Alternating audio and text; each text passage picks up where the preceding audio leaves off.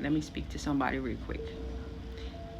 In the Bible, there's a verse where the Apostle Paul, where he was asking God to deliver him from the messenger of Satan that was tormenting him.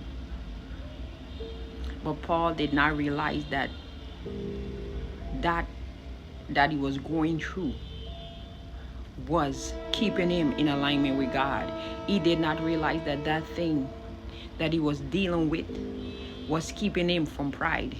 He did not realize that thing, the messenger, that spirit, was keeping him on his knees before God, keeping him in humility. He did not realize that all Paul saw and all Paul felt was pain.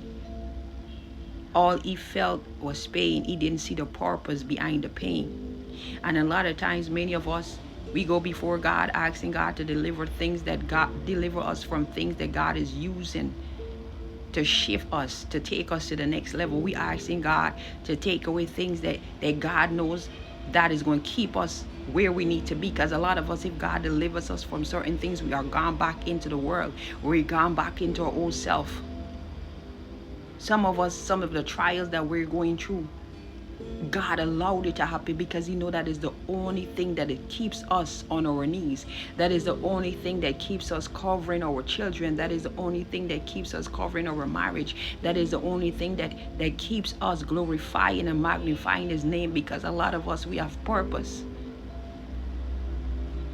And with that purpose, it comes pain, because that pain is what keeps us in purpose. But y'all don't want to talk about that. Y'all want to talk about some prosperity. Y'all want to talk about when you're going to get that big house and that new job. But you don't want to talk about purpose. A lot of you want to start ministry, but you don't want to talk about the pain that comes with ministry. You're not ready for that conversation. All you want to know is about the good stuff.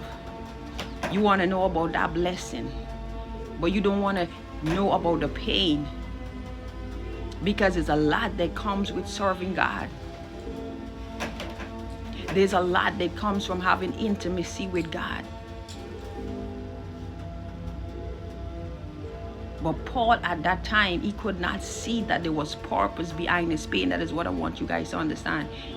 He did not see that was purpose that was behind his pain, that God allowed that spirit to come against him, to keep him where he needs to be, because God knew that if He removed that thing from Paul,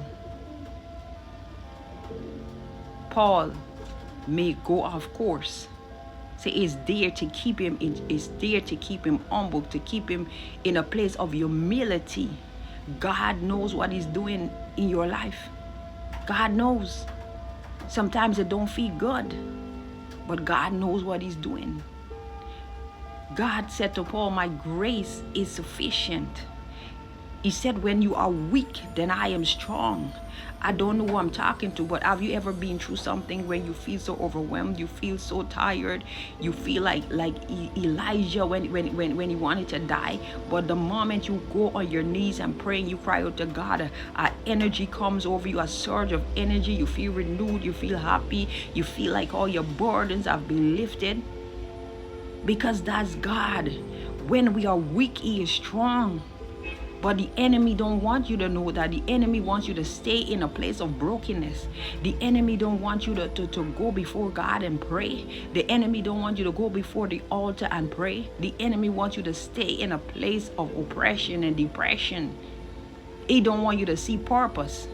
He just wants you to see pain. But this morning I want to tell you guys, look for purpose. What is God doing in your life? What is God doing in your life? Pay attention. Seek Him.